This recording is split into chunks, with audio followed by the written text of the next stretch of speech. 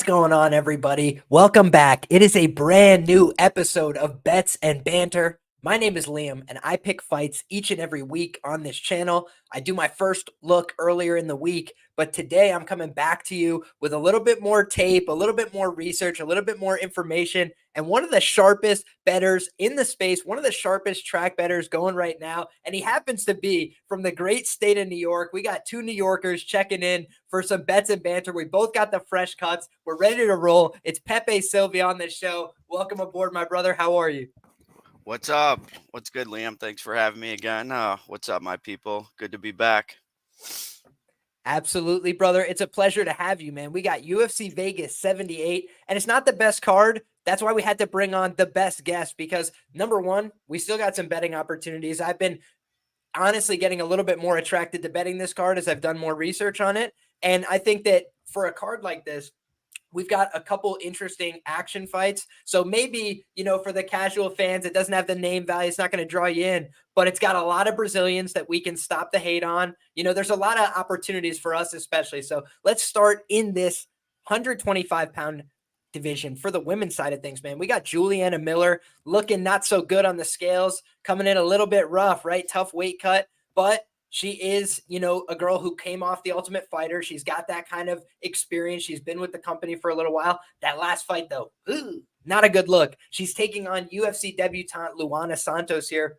Santos comes in with some acclaim, split decision, lost to Jenna Bishop. That was the last thing I did before I got on the show, my man. I watched that fight, and it just seemed like she made a couple of boneheaded decisions in the grappling, kind of made a few crucial errors that cost her that fight, gave up a few back takes that really swayed it. And so she seems like, somebody that's still green enough to make mistakes, but she also seems like as the fight was wearing on, her takedown defense looked better. She looked like she was getting more comfortable in the fight. So I think that she looks like a comfortable enough prospect, that's building her game.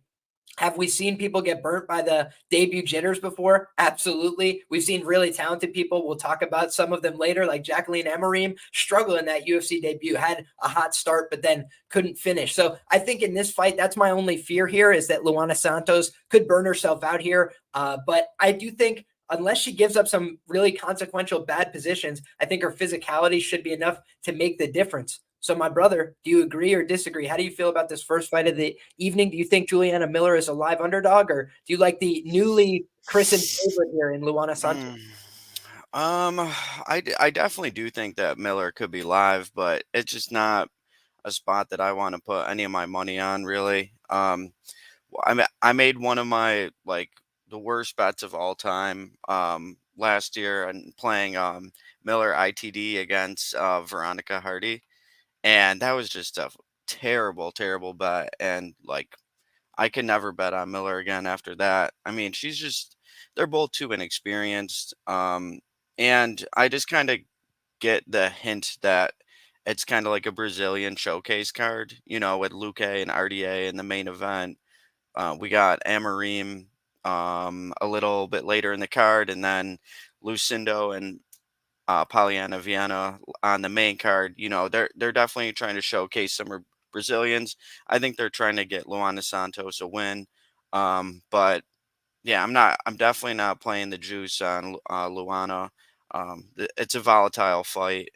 If anything, I guess I lean over, but even that is heavy juice. I guess if you want to parlay it with a couple things, I don't hate it. But overall, no interest on the money line side.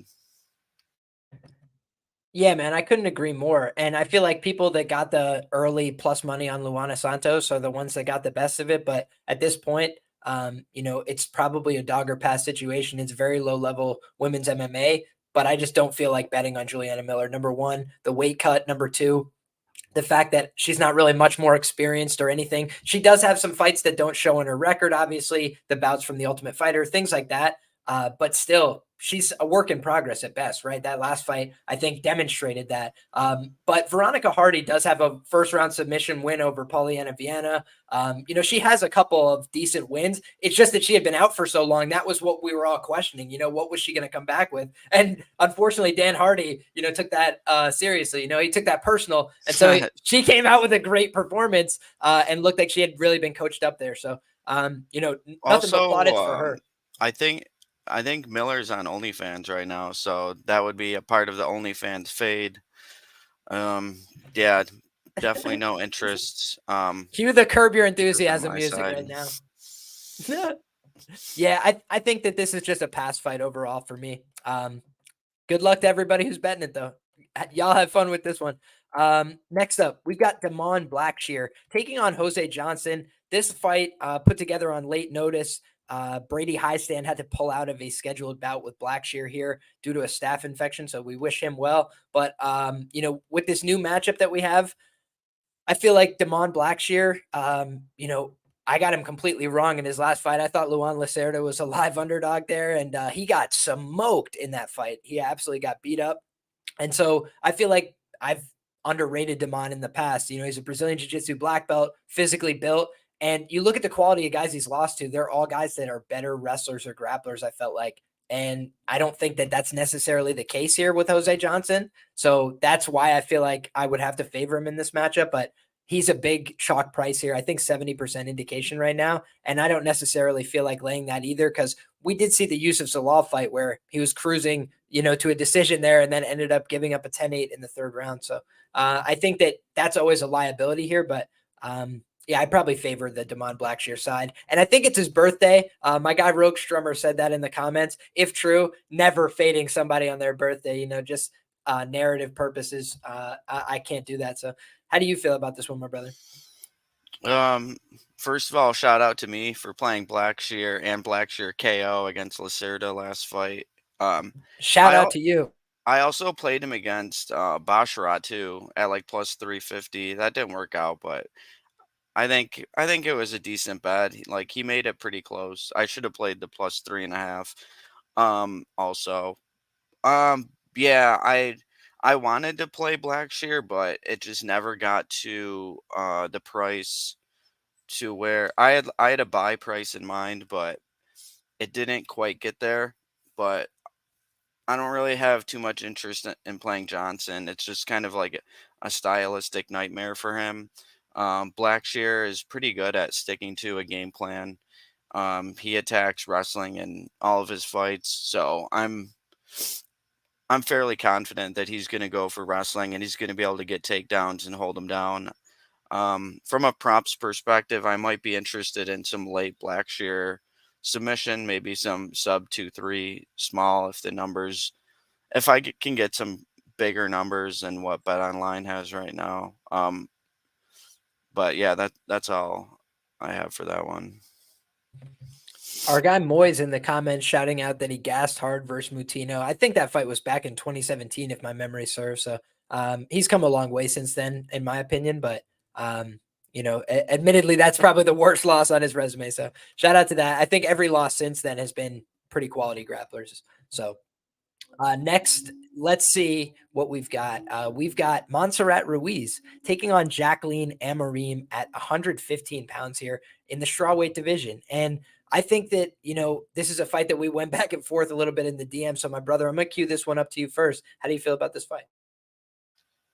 First of all, shout out to me again for cashing Sam Hughes plus 300 against Amarim last fight. Man, I love this chick. She's an absolute smoke show. And her jujitsu is really solid. The problem is, like, she had never gone past round one before, and she adrenaline dumped chasing the finish against Hughes, didn't get it, was very close, and then just had nothing to offer in rounds 2 or 3. I think she'll be able to get the submission against Montserrat though. Ruiz is pretty awful. I mean, I think that this is a showcase fight for Jacqueline. They want to build her as a star and a potential star. I don't think she'll ever be a star, but they want to keep her around at least. And I don't think they really care about Montserrat. So yeah, I played the submission one at plus 180. I think that's gonna win. Yeah, they fed her to Amanda Lemos in her last fight. That was a real vote of confidence. But I feel like when you look at Montserrat Ruiz and Buys, what stood out to me there, I went back and looked at their record because I thought it was true. neither one of them has ever recorded a submission, I don't think, at that level. And certainly not on the buy side. She's never submitted anybody. So I felt like that was kind of like a tailor-made matchup where you have a girl who's not really proficient in jiu-jitsu. She wants to stand up on the feet. You took her down with the head and arm throws. You go back and watch her regional footage. A lot of times she is taking people down and putting them into that position. But her striking, she comes forward. She's kind of aggressive. But I feel like that's the exact wrong attribute to have against Amarim. I don't think her wrestling is all that good. I think it's still a work in progress. Looks a little sloppy on some of her entries, but I know that Conejo wants to wrestle. She's a Mexican wrestler. She's got a bunch of wrestling championships. You read any of her interviews in the past, she's always talked about, I'm going to always keep wrestling until it doesn't work. And I feel like she's going to wrestle here and it's not going to work. So that's my feeling as well. I think that the KO line is a little wide here because you see Conejo is a tough girl. We've also seen Amarim record a first-round knockout where she just did a drive-by, hit the girl with a big punch, and the girl went down instantly. And we just saw Conejo flatlined in her last fight. She did get back up, but she was still wobbly and trying to, hold on to the referee for balance there. So I feel like this is a fight where I do agree with you. I thought Amarim was going to win her last fight, but I didn't bet it, right? I'm not really in the business of laying big chalk on WMMA. I just don't do it. So then I, was disappointed with that result. But I feel like that's classic UFC jitters, and I feel like in this spot, she's going to have a much better performance. So I'm picking Amarim, and I think she's going to get it done in the first round, but I wouldn't be surprised if she got it done, a couple different ways, just controlling the wrist and ground and pound from the back. I wouldn't be surprised. Yeah, I found it kind of weird that she came in and weighed in at 113. She's been off for quite a while. I could definitely see Amarim getting her in a crucifix and pounding her out. Yeah, me too. And the one thing I will say is Montserrat has a surprisingly large social media following, like over 100,000 Instagram followers. But I just feel like, one of the things I took into account here was if they wanted to showcase her, they've got a Mexican type themed card coming up, the Grasso card. They didn't put her on it, right? Like they could have, and they didn't. They put her on this Brazilian S card, like we were discussing. So yeah, I agree with you. I Yo, think it's a Brazilian showcase here. they could have put her up against Estela Nunez instead of matching Estela Nunez up with Dudikova. Instead, they put her up against Amarim, who's has the remedy to what she's going to offer. So yeah. Love it. Love it. Sometimes it's just a stylistic nightmare. And Mimi asks in the comments, Ruiz, a national wrestler champion, why does she only have one takedown? She definitely does not. Sometimes you can't trust UFC stats. You got to trust your eyes. She got, continuous top time on Cheyenne buys. And the thing was though, Cheyenne buys got a couple reversals in that fight and almost TKO'd her at the end of round 2. She looked tired and she was underneath getting ground and pound. So I think that those were a couple bad visuals that again made me think that the TKO was live here. But in any case, let's move to this next fight, man. We got heavyweights engaging between Josh Parisian and Martin Budai. And, much like WMMA, low-level heavyweight MMA, not the thing that I normally lay big chalk on, but I just felt very convicted gut level that I would never bet Parisian in this spot. I feel like this is a Budai spot. But I'm not going to bet it. I just think that he's going to win this fight. When I look at Budai, he's a big guy. He's heavy. He could lean on people, and he could throw shots that impact people. And he continues to push in rounds 2 and 3. And at heavyweight, that's enough. That's enough to win a lot of fights, especially at this low level. So I think that Budai, if this fight went to the ground, I would also advantage him there. He hasn't really shown a lot of his ground game in the UFC, but Baddies BJJ, I think his name is on Instagram. My man comes from that BJJ background, has work on the mats, and I honestly think Josh Parisian stinks everywhere. He throws a decent amount of volume, but I thought Alain Badeau was going to beat this guy. I thought everybody was going to beat this guy. I never believed in him. That's just me. So how do you feel about this one, brother? 5 Yeah. units, Josh Parisian plus not 190. No. I took a little bit of the over 2.5. I have a little Boudet money line. I did find something interesting though as I was combing through some stuff with them is that Boudet's one submission that he has on his record is a Kimura, and the submission loss that Parisian has on his record is a Kimura loss. So I was it got me kind of thinking about potentially sprinkling round 2 and round 3 submissions for Boudet. Like, it doesn't really seem super plausible with the way Boudet's been fighting in the UFC, but I wouldn't be shocked if he got him down in round 2 or 3 while Parisian's gassed out and gave his arm a nice little yank. Um, and potential because like the round 3 sub is like plus 5,000. So yeah, I don't know. What do you think about that? I don't hate it, man, because I don't believe in Parisian. I think he's kind of a fish on the mat. I mean, look at the Dante Mays fight, dude. He was getting humped in the face. Like, just out of self-respect that you can't let that happen. You got a hip escape or something. Like, you got to do something. And heavyweight, it's hard, man. But I feel like there's a lot of red flags on him. And honestly, I just wouldn't be surprised if he folded up shop. But he's so tough, man. He's hard to put away with strikes. Like, he'll just take a million shots to the head. He's kind of built that way. So I don't hate that shot at all. I would just say I think it's like 12-1 on the sub. Hmm. I would just put a touch on that if I was doing that, because I would be gutted if I had the 2 and 3 and then he just takes him down in the first and submits I him, know. because I wouldn't be that surprised if he attempted a takedown and just Yeah. looked like a superior top guy. So I was originally thinking fight goes the distance, but then upon watching the Collier fight, like Collier barely survived round 3. Boudet almost took him out. Like, he was hanging on by a thread. So I don't I don't know if it's I don't know if it's gonna go the distance. I think Boudet might finish him, to be honest. Would not surprise me at all here. That's why a lot of people love to play the totals on these kind of heavyweight fights. And sometimes I think they stand out. Like on the Contender series this week, I felt like that was a spot that stood out. Like neither one of those guys looked all that dangerous. So in the end, it was a little bit greasier even than I thought it would probably be. But that's kind of the way heavyweight fights play out. At the end of the day, Boudet is going to be like 285 to 300 pounds tomorrow morning, swinging around hammers. Like, would it be that surprising if Parisian went down at some point? Like, I don't think it would. So I would prefer to be, on some kind of prop for the Boudet side than on any total here, honestly. Yeah, I I mean, wonder what the subber decision is. Maybe that's plus money. Parisian barely Curious. survived Alan Baudot. Like, he was close to being out against Baudot. Like, yeah, he is kind of resilient, but I don't know.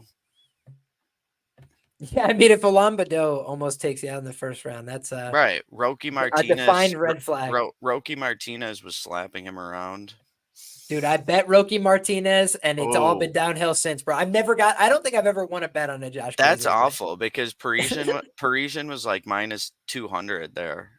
Dude, all my bets on heavyweight MMA, like all my really good ones didn't cash. Like Like every Collier good one, against yeah, Arlovsky. yes, precisely. Every DeLima bet where he lost and didn't get his teeth knocked out, that like Yeah. those ones, yep.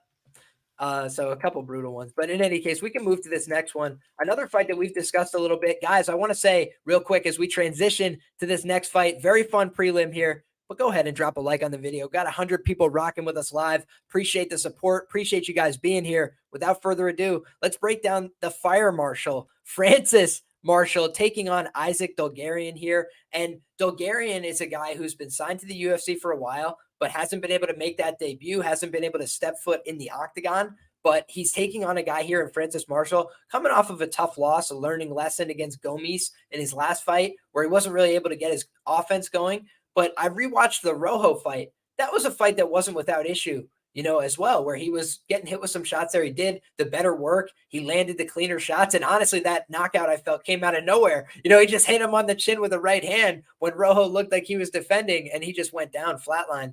But I feel like that speaks a little bit more to Rojo than Marshall's just like devastating knockout power, because I've seen him go 15 minutes with older guys on the regional scene and get reversed a couple times. So he's still young. He's younger than I am. Like, the guy's a beast, right? He's getting better every day. But I think that when you're looking at a guy like Isaac Dulgarian on the other side, I'm not really sure that that's not the case, right? So I'm going to kick this one over to you, my man. What do you think about this fight? And, what gets you intrigued here on the Dulgarian side? Yeah, so we talked about this a little previously, but I I played Dalgarian pretty big at plus 195, and the biggest premise of why I made that bet was I was just leaning into variance because there's a lot of unknowns with Dalgarian, but a lot of people want to give him shit because he hasn't fought past the round one. And I get it. Like, you never want to bet on fighters like that. Like, say, for instance, Amarine against Sam Hughes. However, um, with his wrestling pedigree, and just the way he's been finishing these guys, like, I really do like what I see. Like, obviously, his strength of schedule has been god awful, but Marshall has doesn't really have like that strong of a competition either, and like there's nothing he really does that impresses me that much. Like, yeah, he's solid all around. He has cardio or whatever, but he doesn't really impose himself that much in his fights. And I think it's more of like a 50-50 fight in my opinion. So I'd rather take a big bet at the big plus number on the guy who has potentially more finishing upside and just more unknowns. And I think it's also a spot where, like, if I really don't like how things are going, I could flip live and take some Marshall. But yeah, I do kind of believe in this kid Dalgarian. I listened to a few interviews, and sometimes that doesn't work out. You get sold a bill of goods that really isn't there, and but I don't know. There's something about him, and I like everything I've seen on film from him. He seems like a tough dude. His wrestling looks really good. His finishing instincts are awesome, but it's definitely a step up. But I'm willing to embrace some variance and take a risk with him. Yeah, I think it's interesting, right? Because our guy Londo says on the feet, this is a 50-50 fight, but Marshall has a massive grappling advantage. If he's smart and wrestles, he'll win this. I mean, Isaac Dolgarian doesn't look like a guy that you're going to easily out wrestle to me, to tell you the truth, right? Pepe had asked me, what do you think about this fight? And I hadn't gotten to do tape, so I was at work earlier, and I'm sitting there, and I'm running the tape as I'm there. And his fights are pretty quick, right? Easy enough to run. So I ran through all the fights, and he's a guy that looks very good, right? Like, I think that again, is he going against very low level fighters? Yes, but you have to look at what you're seeing and try and evaluate what am I seeing something that could continue to work at a high level.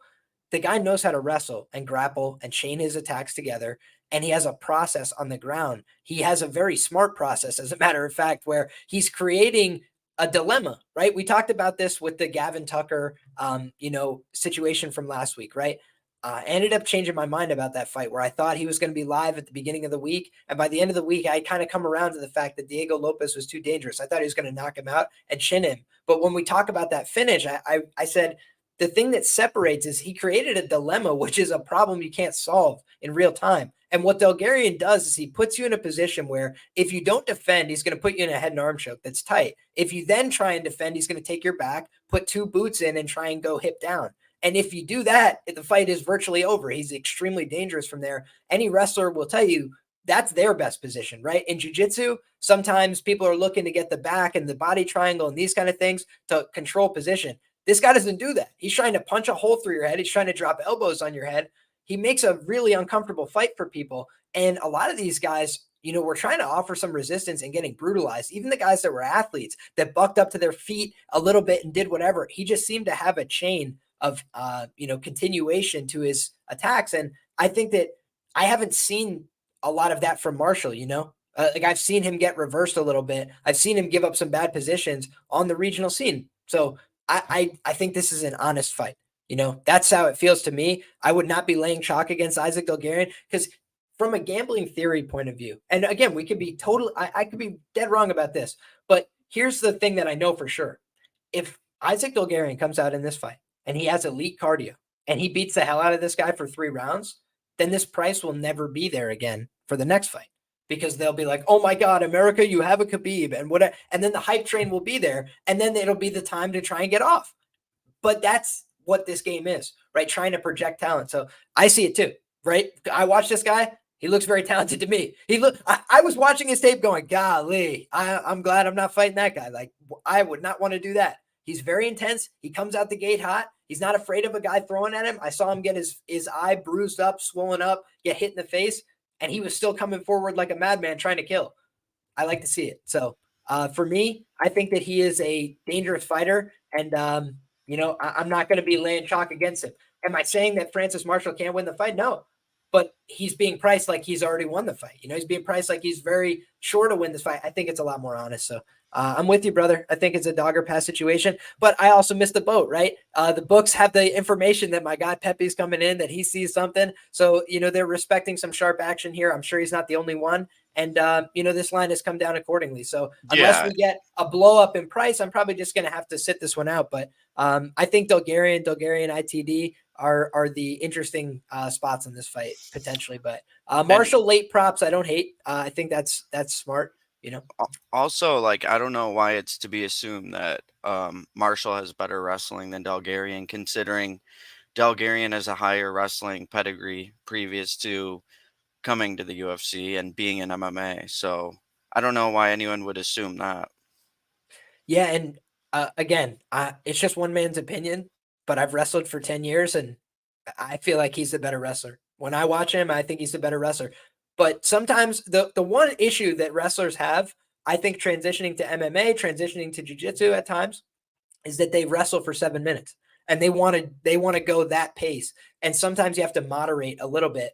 But people have discussed this. I don't want to overuse the analysis, but he's patient on top, where he takes his time and he picks his shots. So he's throwing really hard. He's committing to what he's doing, but he doesn't seem like he's rushing. He's creating finishes. I used to say about pinning people, you don't force a pin, you let it materialize. You wait for them to pin themselves. You put them in these uncomfortable positions, and then you make them make the mistake that cost them everything. That's what it seems like he's doing. And he put a lot of guys in bad spots with his damage on the ground and also with his submission. So I think this is, I don't know that Francis Marshall is much better than him. I know he's proven down the stretch, right? I could see him being a small favorite here, but I don't see him being a big favorite here. Next up, or do you have something to add here? No, I was just going to say fair play. Fair play. It's an intriguing fight. Hell yeah, man. Should be a good one, man. Two guys that I think will win a bunch more fights in the UFC. So young guys, and they're putting them together early. Let's go. Next up, Terrence McKinney taking on Mike Breeden. And Mike Breeden's an older guy with some experience, but he just seems like he's at a huge athletic deficit here.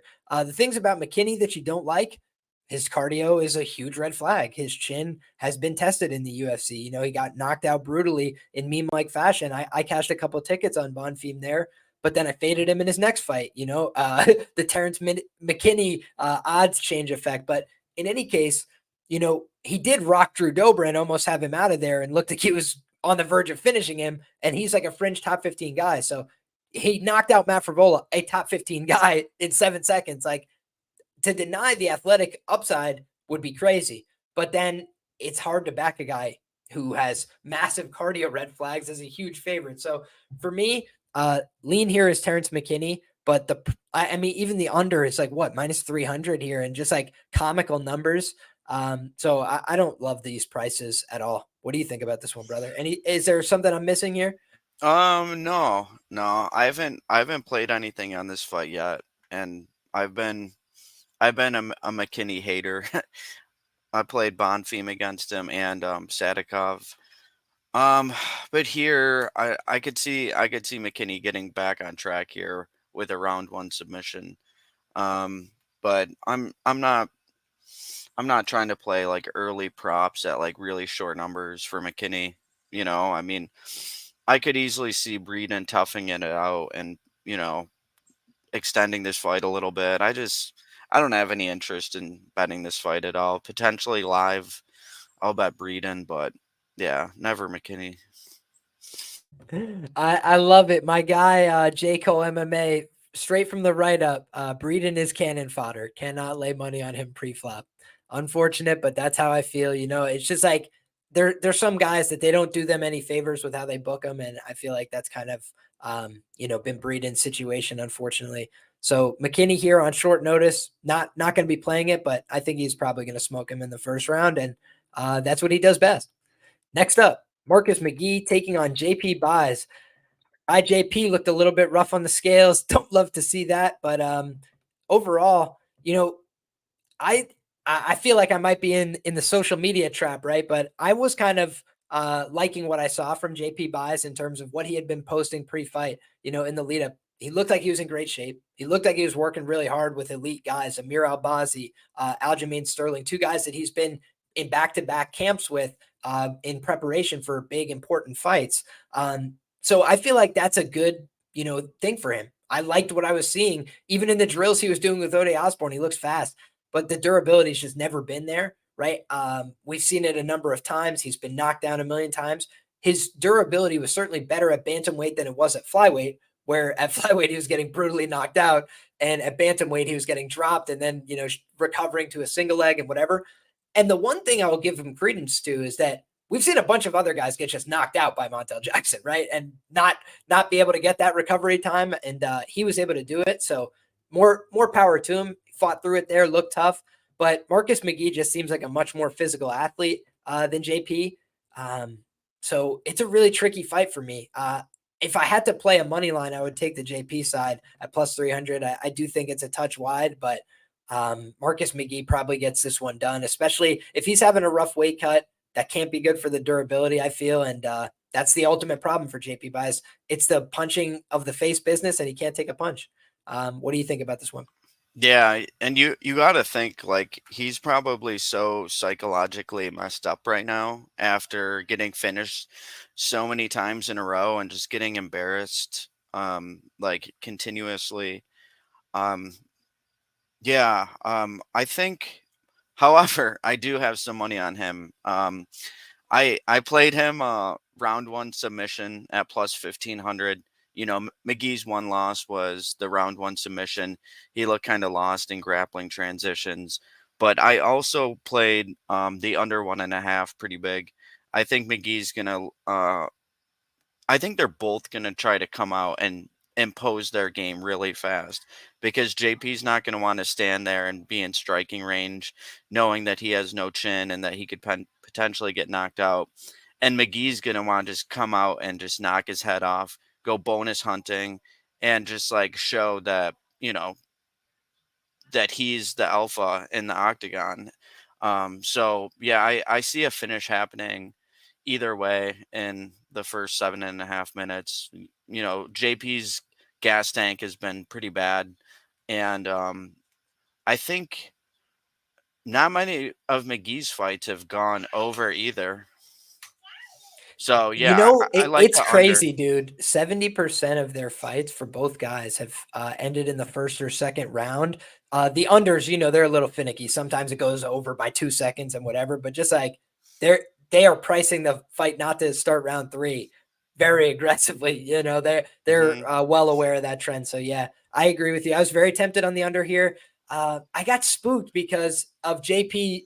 All of his things were like talking about endurance and whatever. And I was like, is this guy going to come out here and just try and like pace wrestle him for the whole 15? But yeah, I think you're right. I think his best chance to win is to try and grapple this guy early, because the longer he's out there, the more danger he's in. And the one thing people I think might be sleeping on is the fact that JP gets hurt so bad that if anybody wanted to submit him, they probably could. So I think that McGee showed in his last fight, he does not discriminate. Yeah, that was his first. That was McGee's first submission too, and and against a black belt in Journey Newson, I thought Journey might be live. I didn't bet him there, but I was like, man, Journey a black belt, like maybe he could come out here and get the sub. yeah, Nope, he well, got sub. McGee was just rocking his head all over the place the whole fight. Um, and yeah, I think he can do the same. I think the UFC knows that, and but they're also giving JP a potentially winnable fight as well. So yeah, I like the under quite a bit. If JP can get that round one submission, that would be fucking great. You know what's the last thing I'll mention here that spooked me on this fight as well, because my thought was like I got to take the shot on JP, but the only thing that's kept me from pulling the trigger is that this guy Marcus McGee is like training partners with O'Malley. Wouldn't it be great advertising for the O'Malley fight if they're like, oh my God, his training partner just killed JP Buys with one punch? Like, and dude, I didn't bet Jesus Aguilar against Shannon Ross. And it haunts me to this day, dude. I didn't bet the KO, and I told everybody it was live. I was like, plus 900, that's a busted number. Didn't take it. My brother in Christ, it was one punch. And I was like, how did I not take this? So at least in this fight, they're nerfing the props and making it a lot easier to pass on them on the McGee side. But that's just one of the bets that will always, like, I'll live to regret, right? And that is the one fear I have with JP, is he's got that kind of chin where he could end up on a finish like that. So shout out to your under. I think either way, you've got a really good chance here. Both guys live for a finish. Next up, man, let's move to the main card. We got Josh Friend, missed weight, 190 pounds here. I believe 189, something like that. Sheesh, not good. Coming in against Jamie Pickett, also not good, right?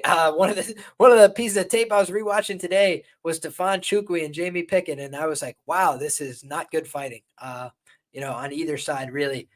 I feel like Jamie Pickett is a guy that has never reacted well to strikes. I think his grappling is also at best a work in progress. But I think the one thing he does okay is offensive striking. It's like sometimes when he's scared, he lashes out and just throws a couple big shots, and he can hurt people because he's kind of got an athletic build. He's got some length, and he puts some power into his shots, But I just don't really believe in what he does. He looks panicky. Even in the Joseph Holmes fight, that's the only time I ever bet on Jamie Pickett. I bet him like 0.4 units at plus 150 or something. Like, I couldn't commit much to it, but I was like, all right, I'll give it a shot. And he did win there.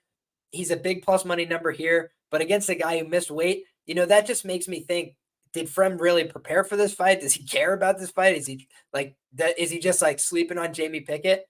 But he could probably sleep on Jamie Pickett and still win. Jamie Pickett's not that good. So at the end of the day, that was what I came away from my tape study thinking, like, yeah, Jamie Pickett, maybe like gambling theory does say you should probably take Jamie Pickett or pass on this fight, but it's also just so tough to click a Jamie Pickett, even at plus 270 here, because he's not very good. What do you think about this one? Yeah, this fight's a complete pass for me. Fremd, I think Fremd is improving. He's young enough. He's at the better camp. He's got the way better tools, but I mean he's been kind of chinny in the past, so I definitely wouldn't be comfortable laying any kind of big chalk on him against Pickett. However, I have no interest in betting Pickett. But yeah, I wouldn't be surprised if Pickett wins. Definitely not. But yeah, just no interest in betting this fight. No, I don't have any betting angle on it either. No prop or total stands out. Honestly, the one thing that does kind of stand out to me is the under 2.5 at minus 162. I mean, I feel like the only way that Frem loses this fight is in meme-like fashion. Like I would be very surprised if Frem lost a decision here, truthfully. So I don't know. I got to add a little bit more thought, but I just feel like Frem should finish Pickett if he wants a job in the UFC. But if he was to lose this fight, I feel like it would probably be a meme. I mean, Hopefully it's between the two, Evan. I'm rooting for you, brother. Yeah, that is kind of chalk for a 2.5. Fair play. Pickett, although he's wilted in the past a couple times, he's just kind of like an exister sometimes. Like, he doesn't do anything. He tries to cage push. And, usually those are the kind of fighters I like to bet overs on. You know what I yammed last time? Ends in round 1 minus 175 against Bo Nickel. That was one of my favorite bets. I was like, if he doesn't cash this, he's getting cut. So like Bo Nickel is going out here and finishing this guy. Didn't he have the arm triangle and wrong too?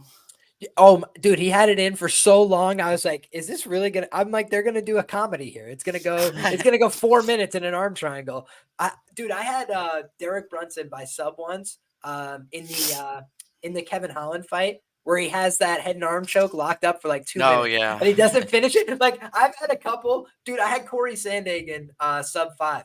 Oh my God. Like, just my God. I've had a few that are really just grinding my gears, my man. So hopefully this is the weekend where the dam breaks. But yeah, nothing really standing out here. We can move to the next fight, brother. The other half of that disaster I watched, Stephon Chukwi taking on AJ Dobson. And I started the week not very bullish on our Ohio guy. I thought to myself, he's lost to 2 different archetypes in the UFC, right? Grappling with Malkoun, striking with Petrosian. I was like, he's kind of old too. Like what, where are we to go from here? But he's still a guy that has room to grow. He's a guy that can get better. I felt like he showed a little bit of growth from the Malkoun fight, to the Petrosian fight. So when I look at a guy on the other side in Chukwi, again, missed weight. So we've got the two weight missers in a row, right? And when you look at Chukwi's intangibles here, he's got a 1-inch reach advantage and a 1-inch height advantage to the other side. So it's basically a wash here on size, but I feel like Dobson much faster from the tape. And shout out to the people in the comments. They were getting on me about Jun Young Park really beat the hell out of Chukwi. I feel like yes and no, because I did rewatch that fight to be up on my analysis. I wanted to make sure it was fresh in the brain. And he gets busted open right at the end of the fight with an elbow and like is bleeding everywhere, but he was not bleeding prior to that. And he basically gave up like a couple really dumb positions. There was a competitive exchange on the feet. Park goes for a takedown, doesn't get it. Then he goes for a takedown and almost gets guillotined to end the second round. Like that, it was just a really dumb thing to do. He could have just kept it at like, hey, I don't know who won that round. If he had just kept it on the feet. I think he was up on the strikes by like 8 or 9 as well in that second round. And he had fouled Jun Young Park several times. So that the reason the scorecards and everything are all funky in that fight is because he fouled him many times. But it was actually somewhat competitive in the striking exchanges. I just don't believe in Chukwi, man. Going back and watching it, not enough to lay chalk, certainly. Age says 28. He just doesn't move very fast and dynamically. He does hit hard though. So, I guess he could hurt Dobson, but Dobson seemed pretty durable so far. Fighting a guy like Petrosian, if you were to go down in one of these two matchups, I feel like that's the one. So Chukwi, I thought he would have grappling upside. That was where I was really relying on if I thought he was going to win this fight, and that was my lean early on in the week. But some of the grappling exchanges I saw in his fights, not good. Like I didn't think he looked very athletic in how he was moving through some of those positions, to tell you the truth. Like he just looked very stiff and looked like he was still learning some of the things. Like there was a few times he had somebody basically in like a back control wrestling ride, and then he's like trying to grip their head and head kick them instead of like taking the back. I was like, decision making, my brother, that makes no sense. And he missed every time he did it. So couple IQ flaws, I feel like for me. So Dobson or pass, especially at the plus money. What do you think? Yeah, is this fight still going on?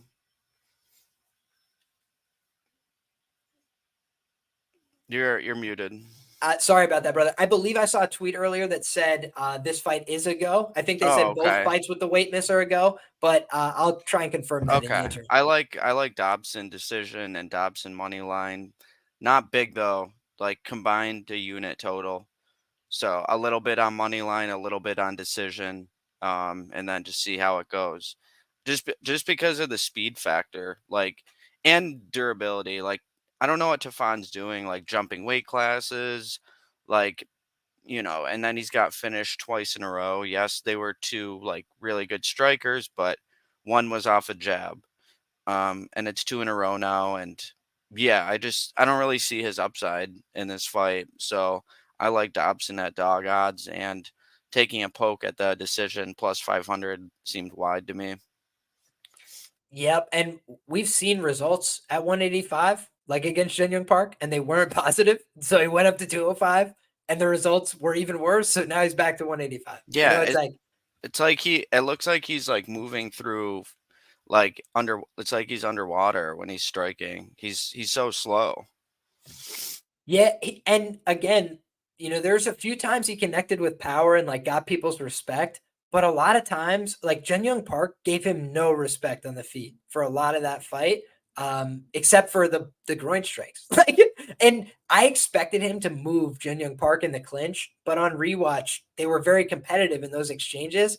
Dobson's going to be competitive in the over under. And if he's competitive there, I feel like he could cage push this guy, and then Tafan might be going low blows for the point deduction. So if you're a yam bag better, like my guy Lou Betcha, shout out to Lou and the MMA Engine, maybe you look for the yam bag in this fight, because I wouldn't be too surprised. Next up, my man, Polyana Viana and Yasmin Lucindo. We got some Brazil on Brazil crime. We got some women's MMA. I know you did your IG stock for this fight, as you said on the first look stream, my brother. So why don't you kick this one off? How do you feel about this matchup between two Brazilians here? One who's 31 years old, established in the UFC, but the other who looks like a very bright prospect. Yeah, got to head over to Pollyanna's Instagram and do your due diligence, right? Um, yeah, I mean the line that really stuck out to me for this fight was Lucindo by decision plus 165. You know, I'll, I just I just don't want to be laying like heavy juice on a money line on Lucindo money line, and then she gets armbarred in round one. So I'd rather take a smaller stake and then just play her by decision because she's a volume based striker, anyways. She couldn't even finish Brogan Walker. Pollyanna's tough too. Like she's gone down before. Like people say Hannah Cyphers knocked her down. That was a while ago, and she's tough. Like she's not gonna just wilt in there. She's gonna keep fighting. But her style is just so bad for winning minutes. And she's never won a decision. So I think the Lucindo decision happens at a pretty high clip. So yeah, I played that at plus 165. I think it's probably good until like plus 130, probably. I don't have evidence of this at hand, but I believe that I saw she was training with Shootbox Diego Lima, which would only be to her benefit, I feel like, for Pollyanna Vienna. But the thing that kind of spooked me about this fight was I looked at her Instagram, to your point, and I didn't see any training footage. So then I looked for like tagged photos, and I think I just saw the one at Shootbox Diego Lima. So I'm like, did she just get a couple rounds in to cut some weight, or like, has she been training? Because that's the other thing is like, realistically, some of these fighters can make more money outside the octagon than in it, and at a certain point, the octagon is just like a way to build your profile and keep checking the box and getting another paycheck, steady income, multiple revenue streams. But it's also just something that maybe she's not as committed to as somebody like Lucindo, who's 16 years of age. She's been going and going and going and getting better. When you look at the fact she's got a few submission losses, I think that's going to, make a bunch of people think she's not at all good on the ground or something like this. But she was young and those losses aged okay. I think the girl that beat her by sub twice retired like 4-0 or 4-1 or 4 and some, she was like a fine regional level fighter in Brazil. And then the other girl is in the UFC. So it's like she got submitted by girls that were older, more experienced, strong physically. And now she's grown into her body a little bit. Did I expect her to finish Brogan Walker? Yes. That was a little bit disappointing to me. But Brogan Walker wasn't really interested in winning that fight at a certain point. So, what are you going to do there? I think that Pollyanna Vienna, the one danger I think that she has in this fight is she kind of puts her chin on the line. A lot of times she's striking, she's very aggressive. Maybe Charles Oliveira-esque in a way. Like she comes forward and tries to hurt people, and she's gotten a couple wins by knockout, but she's like, a little bit upright, very tall girl. So I would be curious to see how her striking looks here. Against somebody else that is probably going to be willing to exchange with her more frequently than a lot of women. Jinyu Frey, I bet the ITD and the sub in that fight because I was like, there's a chance that she knocks her out, but I think she subs her. And, what ends up happening, she knocked her out. Jinyu Frey was 38, this is not a 38-year-old, and this is not Amanda Hebos who cuts a lot of weight and has had some chin issues. So I feel like this is, for me, a fight where I'd be a little more surprised to see Vienna score a knockout. I think she's going to be more dependent on that guard sub that she loves. But we've also seen, like I mentioned earlier on the show, we've seen her get submitted in the first round by Veronica Hardy. Again, back in the day, she's getting better every day. But Yasmin Lucindo is a girl that's getting better every day, and she works on her game on the mat. I don't think we're going to see that here, but I just think she could hurt her. I think she could win this fight in a variety of different ways. So I like the Lucindo side. Didn't bet it, but this is a fight where I feel like it's probably going to be the favorite here. Next up. Yeah, you don't see do you see a Lucindo finish? I think that she could knock her out. I really do. I thought she was going to knock out Brogan Walker, but Brogan Walker didn't want to fight. This girl wants to fight, and I think she keeps her chin pretty high. So I felt like it was maybe a knock on her power that she didn't hurt Waregi as bad as these other women have. But I feel like prior to the UFC, she showed a lot of power. So that's why I'm like, man, I find that hard to look away from. I feel like we might regress to the mean here at some point. And Pollyanna, 31 years of age.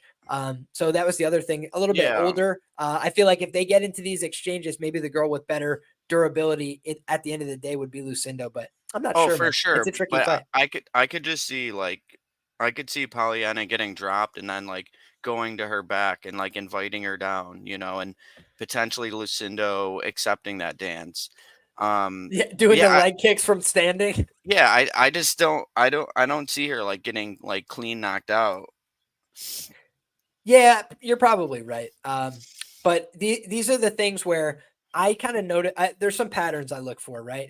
In these fights. And one pattern I look for is like they normally don't price WMMA knockouts like they're plausible, right? Look at Amarim, 16-1, whatever. They're not even pricing it like it could happen. But Macy Barber, when she fought Amanda Hebos, the KO was 4-1. Lucindo's KO is 4-1. And I was like, huh. I just noticed these patterns over time. It's not a perfect predictor. I think I've seen other examples where it doesn't come through and the other fighter wins, right? But it's like they're giving her a lot of respect that she could win this fight by knockout. And I'm curious about that because she hasn't yet in the UFC. So why are they giving her that respect? Yeah, and And has it's just something I was Polly considering. Pollyanna's never been knocked out, right? I don't think so. She's been dropped in the UFC, but I don't think Yeah, she's ever been knocked out. she got dropped. Yep. And Hannah Cypher's noted power puncher. No, I'm playing. Well, she did. Hannah Cyphers had multiple knockdowns in the UFC because I remember she dropped Mallory Martin, and then Martin came back to submit her. Wow. That's another one on the laundry list of wins for I what's the know. thing that's scary about Vienna is like you look at the wins and how they age, you're like cut from the UFC, 38 years of age, and somebody you've never heard of. That's Right. literally her UFC wins. But to your point, she has definitely shown growth over time. And I was a Tabitha Ricci better. I Me can't tell too. you, Me bro, too. how happy I was. I'm cheering. Everybody else is like, oh, boo, this fight sucks. I'm like, no, you guys are missing it. I'm like, this is easy. Just keep on the feet and kick her in the leg. Yeah. So I think Lucindo could definitely do that and just dance 15 minutes away here. But I do believe in her as like an aggressive fighter too. So I want to see her grow as a fighter and show some growth over time. But it's probably more realistic at 21 that she's going to be very cautious here against somebody like Pollyanna. Yeah. Next up, man, 205 pounds. Another guy who looked a little bit dicey on the scales. We got Chris Dawkins taking on Khalil Roundtree. Khalil Roundtree looked anything but dicey on the scales. He looked like a machine, a fighting machine. But, the tape for me on Khalil Roundtree is definitely a little bit scary in the sense that when he's been put under a lot of pressure, he has definitely shown red flags in the UFC on a number of occasions.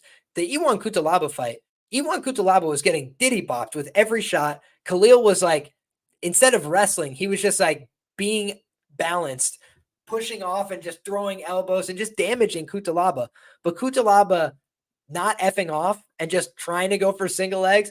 Dude, they were some of the sloppiest trips you'll ever see in MMA. Like he's literally just like kicking his other leg out from underneath him and these kind of things over and over. And then eventually he got the finish there. I don't see that kind of persistence from Dawkins, right? I haven't seen it. I went back to look, and even on the regional scene, I don't often see that out of Dawkins. So that's the big red flag for me here. It's like I would want Dawkins to pursue a grappling path in this fight to feel safer about it because of his chin. I thought he was going to beat Derek Lewis. Honestly, stupid, but I did think he was going to beat him. I had bet him all the way up to that point, and I just thought he was fast. He was mobile at heavyweight. He could dance around these guys a little bit, make them miss, and hit them with power shots. So I was like, why can't he do that to Derek Lewis, who's pretty slow and doesn't deal well with strikers? In the UFC Apex, it was just like the Rogerio de Lima fight. Derek Lewis in the early going can be like a downhill, avalanche. He's just coming at you with too much for heat for you to handle, right? And that's what happened to him there. He got blasted, but then he never got his feet back underneath him. I was at UFC Columbus when Curtis Blades sent him to the Shadow Realm. That was a brutal one. the Mortal Kombat theme echoing through the arena, and then he just destroyed him. So, I think of this fight and I say to myself, Dawkins, I felt like was the money line side early in the week. That's kind of how I felt when he was plus 180 and plus 175 and whatever. When I saw it was down to plus 145, I was like, this is comical. It does seem like public sentiment is all the other way, that Khalil's a lock and whatever. So that for me makes this fight hard to cap, because I'm thinking to myself, I'm like, this line should be moving towards Khalil if he's going to win the fight. The line's not moving towards him. It's showing a lot of signs of sharp resistance. But Dawkins has shown some red flags to me as well. I just think the upside, if somebody was to mix in grappling in this fight, it's going to be Dawkins, I think, more often than not. But Khalil, he's a little bit tricky to take down. But once he gets to the ground, I feel like he gives up. I feel like he's one of the guys that just does not like to be on the ground. You see the Tyson Pedro fight, for example, another real red flag from him, right? Where the fight gets going and Tyson Pedro gets dropped like flat. And then he gets back up and takes him down with a body lock, just right away, and then returned him to the mat and then got another takedown. So when I saw Khalil's physique, I was like, man, maybe it's not a Khalil knockout. Maybe it's a sub or decision or something to scoop the book. Like, I'm just like, how is the bookmaker going to afford to pay this fight if everybody in the world bets on Khalil by knockout and he just flatlines this guy in the first round? That's what it looks like to me. So Khalil seems like a mushy side. I can't be on it. I wish everybody the best. But he also is a little bit inconsistent. So pass for me right now. I do lean violence, though, pretty heavily here, because I feel like both of these guys are liable to fall apart. What do you think about this one? Yeah, I'm passing too. I guess I do lean Khalil a little bit, but no real interest in betting this fight. Pretty volatile, and I noticed on DraftKings he's in all the boosts. They have Khalil by KO in one of the boosts, and then they have him in the main card fortune money line. But so yeah, I have no interest. Um, yeah, they got Khalil by KO, Lucindo by decision. That's not good. Hakeem by KO and RDA by decision. And then they have all those in a regular boost as well. So, yeah, I like my initial thought on this fight was that Khalil was just going to spark Dawkins early. Not that his chin is dust, it's just that like he's too slow, and like I feel like Khalil's striking is just so much more well-rounded, and he has so much more power. And people talk about Dawkins wrestling all the time, but he hasn't done it in 4 years, because when he does it, the last time he did it, he gassed out horribly. So I think he's afraid to do it, but maybe he'll go back to it this time, but I'm not banking on it. However, I also don't want to lay the juice on Khalil. He's never been a guy I've really been super bullish on. Like he's someone I'd rather bet at dog odds or pick 'em odds. You know what I mean? For sure. Because there's always the chance that he just, to quote Gugabe, known better in the space, soft cocks it a little bit, just comes in and doesn't really give his best, because at his best, he's a scary man, right? He beat up Carl Roberson like he stole from him.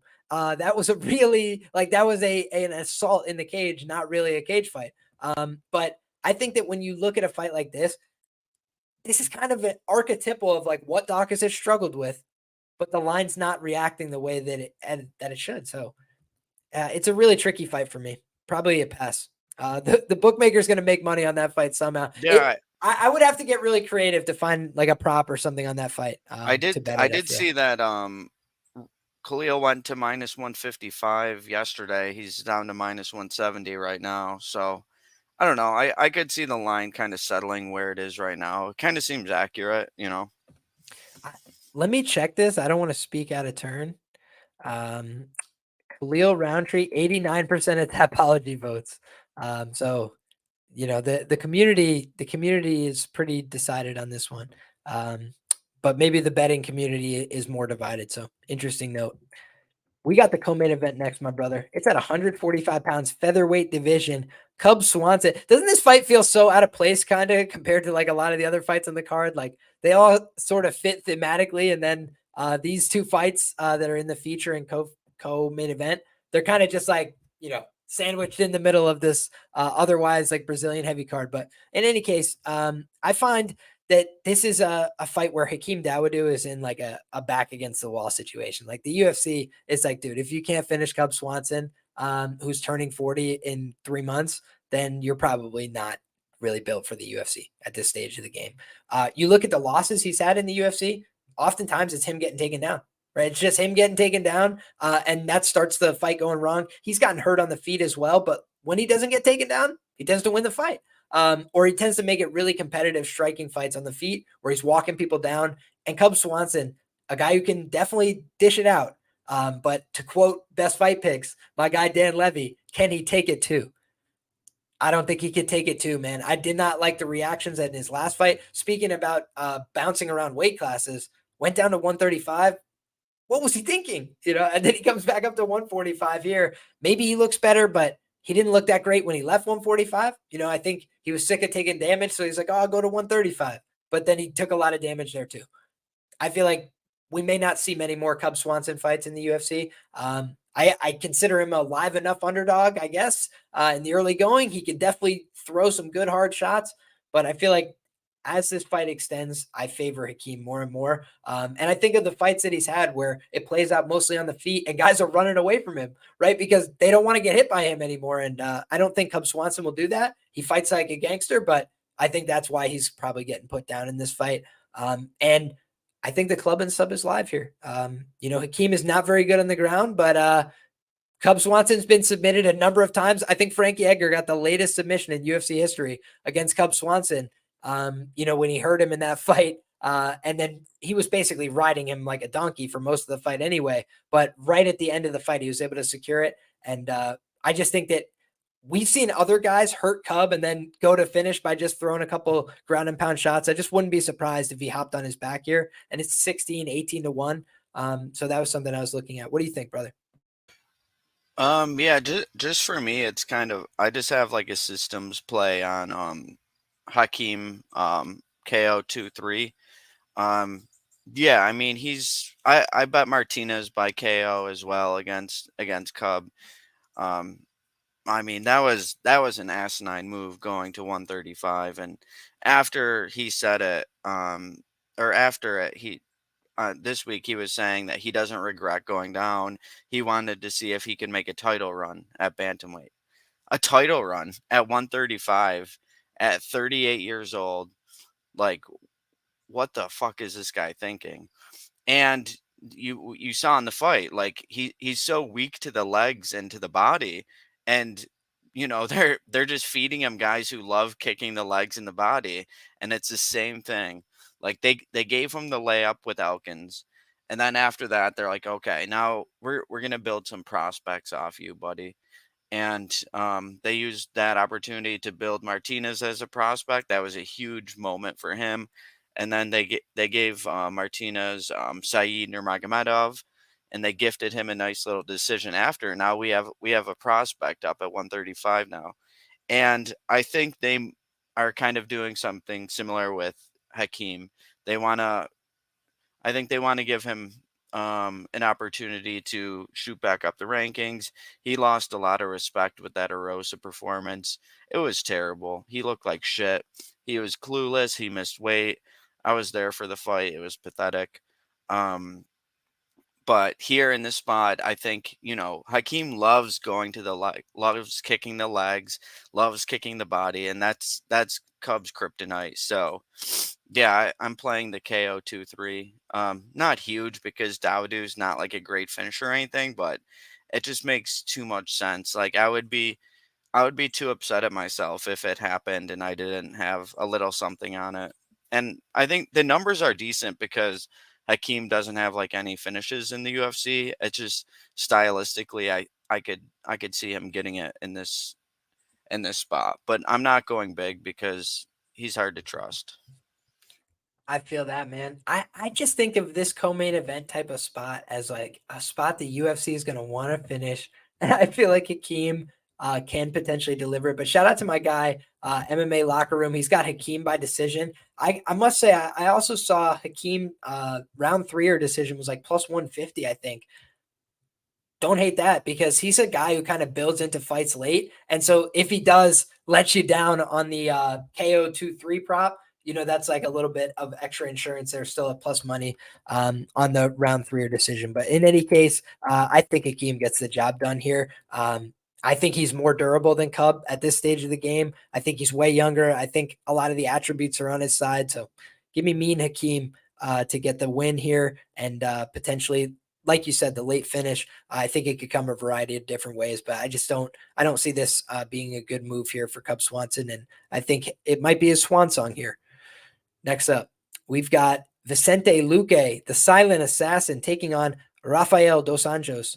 Fun fight here, but a really tricky one in my view, man. Talking about unknowns, right? I'm not a neurologist. I'm not a brain scientist. I'm not a doctor. And all I can go on is the fact that we've seen examples of the UFC pulling fights, for sure, for medical reasons, right? We've seen it as recently as what's the gentleman's name? I'm now drawing a blank, even though I produced all these names earlier. Isaiah Harrell, right? He was supposed to fight Jack Della. They pulled him because of a brain scan, right? Like they are very proactive at the commission level as well as at the UFC level, pulling people if they see something on the brain scans. Why was Aljamain Sterling fighting at the Prudential Center, my brother? Because he can't fight in New York because of brain scans. So when you look at these fight situations, brains are a complicated thing. We don't fully understand them. But if a doctor is going to put their name and their reputation on Vicente Luque is good to fight, what can I do but believe them? He's still a young man. He took a bunch of time off. Now he's been in the gym. I think that this is a fight where Vicente Luque is the guy with a bunch of intangible advantages on paper. He's the younger fighter. He's the much bigger fighter, especially in this welterweight division. I also pointed out earlier this week, Luque's a black belt. Yeah, is he RDA level grappling? Maybe not quite. But I also don't think that RDA has the size and physicality that some of the guys that have out-wrestled him have. So I look at this fight as a lot more unknowns than a lot of other people, where I think a lot of people think there's just unknowns on the Luque side because of the brain injury. And I'm with you. That's a big unknown. He got flatlined his last fight. Maybe his durability is gone. He's been hurt before many times. But RDA, I don't think of as the biggest hitter, especially not in the welterweight division. I think of him as a round winner. I think of him as a fight manager. He finishes guys that cardio dump like Kevin Lee, but like he's just not the most dynamic finisher in my view. So I look at RDA as a guy, he finished Barberena. That was a great win. It showed his class on the mat, but it's not like other guys that have that submission credential can't do that. We saw Makhmud Muradov take this guy down 13 times and he's a striker. It's like, he's not a great wrestler. He's not a great grappler. So the UFC gave him a couple layup fights, but when he's faced really tough challenges and like competitive contenders in the division, it's been getting gradually a little bit worse each time out, in my view. I bet Fiziev there. I thought Fiziev was the side. I thought eventually he was going to wear on him. I thought eventually he was going to break him down. And now it's at 170. I think Vicente Luque, if he looks at his best, is going to knock this man out with a left hook. I think he's a dangerous fighter. I think Bilal Muhammad had a perfect game plan. He stunned him there because, number one, he had the confidence and the pressure of having beaten this guy already. It's hard to beat a good guy twice. And he goes out there and the guy's switching stances, wrestling him the whole time. He mixed up the game plan on him entirely. And it was a brilliant performance. Hats off to Bilal Muhammad. He's like deserving of a title shot basically at this point. So what more can you say? Credit to him. Jeff Neal, I said before that matchup, I was like, man, that's a terrible matchup for him. He's a southpaw with huge power, and this guy likes to brawl. I just don't see, like, RDA doesn't fit the mold of guys that have beaten him for me. Stephen Wonderboy Thompson, how did he beat him? He kept him at distance. He beat the hell out of him with strikes. Does he fight anything like Wonderboy? No. So it's like, I can't find the style archetype that tells me that RDA is just going to run through a Vicente Luque here. So for me, it would be a dogger pass situation. I do lean towards the under 4.5 rounds here as well. I think somebody's probably getting finished. I was tempted early in the week and the plus 200 ends by KO, but because of RDA's preference for the sub, and because Luque is a black belt in his own right that has opportunistic submission finishes, I just felt like there wasn't enough value there. I would have to go with a total here or just leave it alone. But I think it's a compelling welterweight matchup, and I'm just praying for my guy Vicente Luque. I'll tell you the truth as well. He's a guy I'm a big fan of, right? I was always a big fan of him, but I've also tried to be objective. I said last time out, I thought Jeff Neal was going to beat him. I got to be objective here too. And I could be dead wrong. I've been wrong before, but I've had really good reads on RDA. I bet 7.5 units against Moicano. Like there's been a bunch of times when I've picked my spots and won with RDA for and against. I just think this is going to be a tough fight for RDA. I think this is at his best. I think Vicente Luque is a really dangerous guy that could hurt him in multiple ways. Body kicks. Speaking of guys that have had a little bit of sensitivity, I think that if you hurt RDA to the body, that's the best place to get him. I think Eddie Alvarez mixing up his shots upstairs and down was a part of his success in that fight. So I just feel like Vicente Luque is an underrated fighter in this division at this point. And we have to see how he responds to this brain injury. I haven't bet it, but I would like to see if he blows out, to a bigger underdog. I do think, the much more well-known name and commodity among UFC fans is RDA. So I do think tomorrow that the line is going to go in his direction pretty significantly. What do you think? I don't know, man. There's a lot of unknowns in this fight. How many takedowns do you think RDA is going to get? Because Luque's historically been pretty easy to get to the hips on and take down. I think he's probably going to take him down in the first or second round. I just don't know how much consistent control he'll have. So I think he's going to get takedowns, but I think that Luque will probably build a base and get back up. Honestly, I thought he looked pretty good against Fiziev, and I had Fiziev in that fight against RDA. But Fiziev just has crazy hips. Like his takedown defense is like absolutely elite. And, I kind of view Luque on the other end of the spectrum as far as takedown defense. And like, it's kind of hard to know exactly how successful he's going to be in holding him down. But I kind of do think that he is going to be able to get some control grappling going. We don't have a ton of recent examples, but I mean, in the Barberena fight, I know it's Barberena, like his takedown defense is abysmal, but he always works his way back up. Watch the Murdoch fight. He got taken down a million times, but he got up every time and pretty damn quick.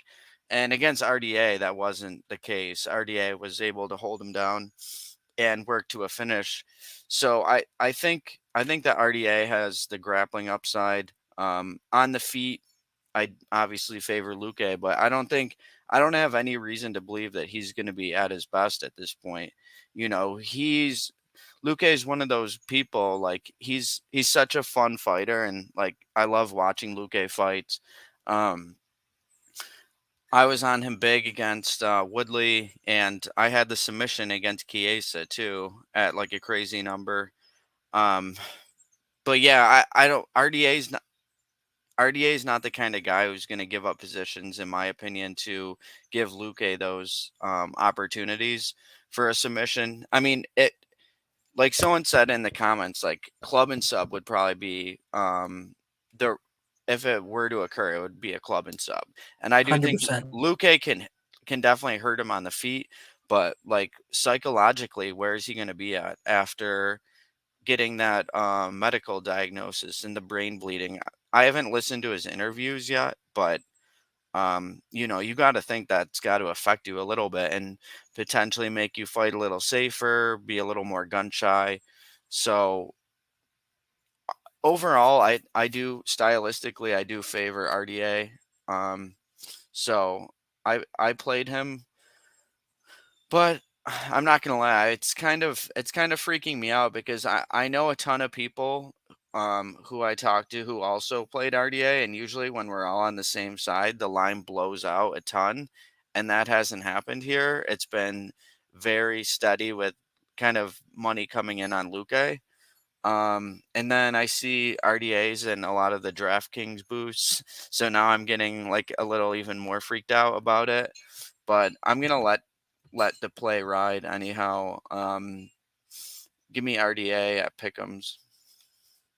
So I definitely understand that, and I respect where you're coming from. It could look like a very sharp bet in hindsight because number one, the unknowns could be that Vicente Luque comes in here a shell of himself and gets knocked out on the feet in the first round, right? Like that's not a unforeseeable outcome. You could definitely read that into the medical diagnosis.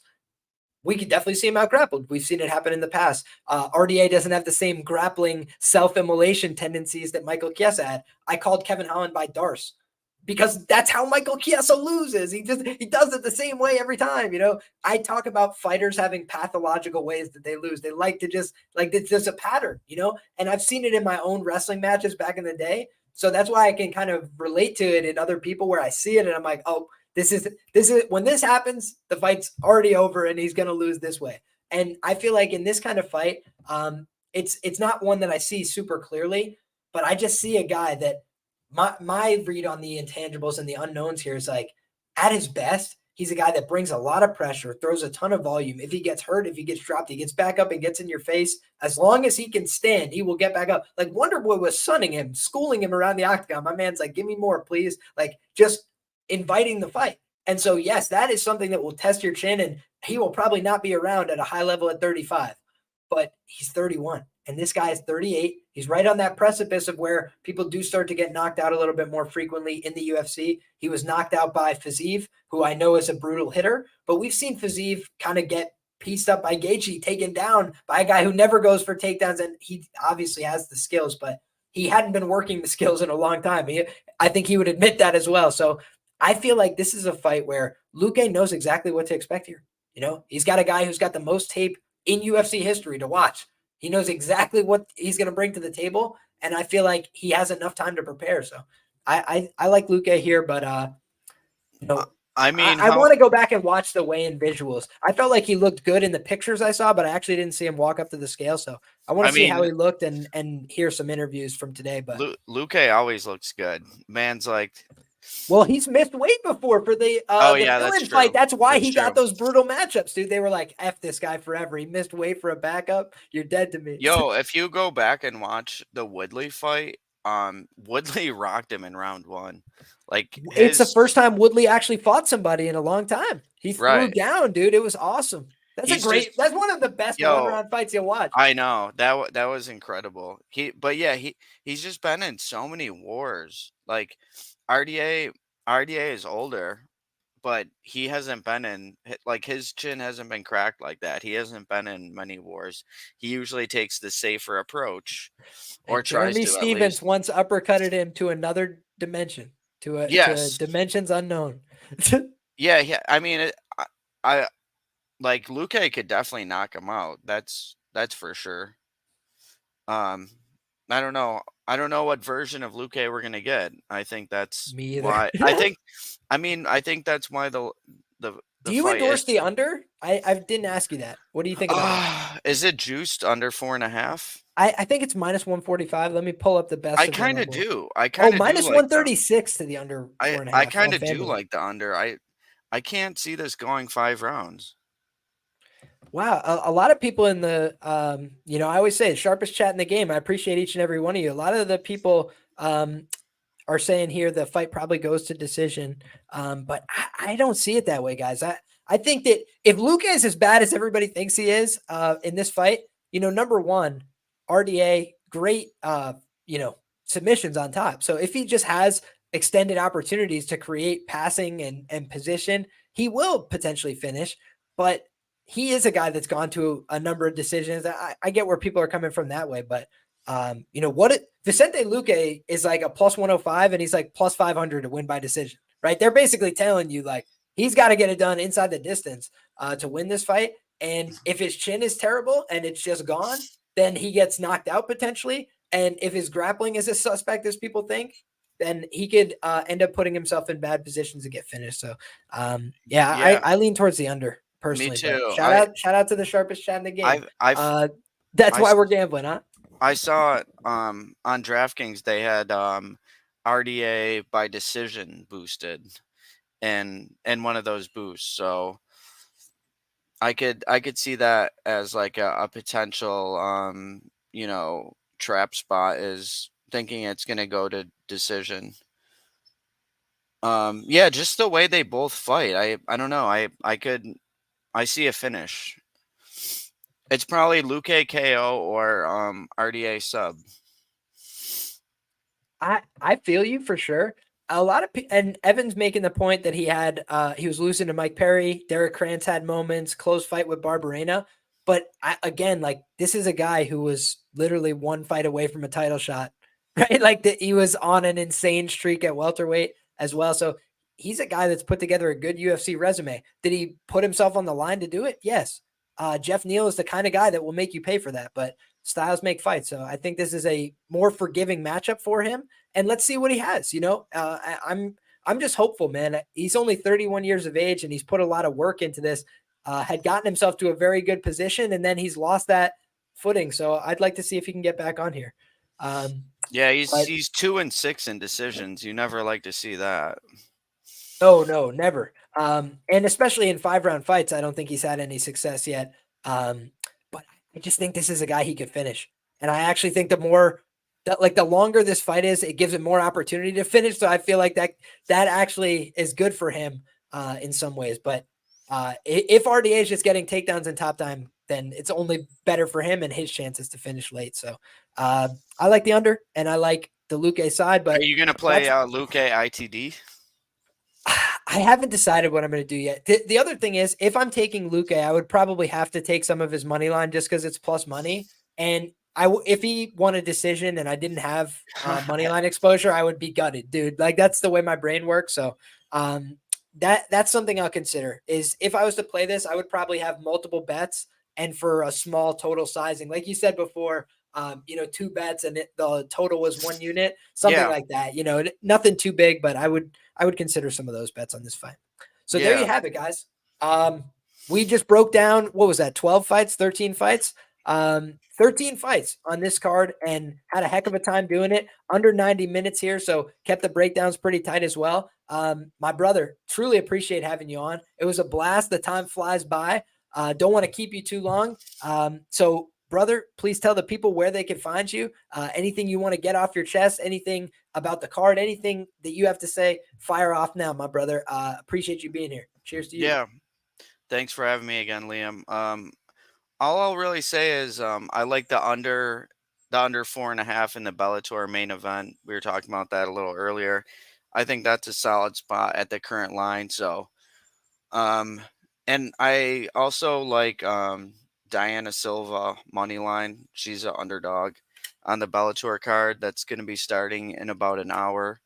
But yeah, I think everyone knows where to find me. So yeah, just follow me on Twitter, and thanks for the support, and thanks for having me on the show again, Liam.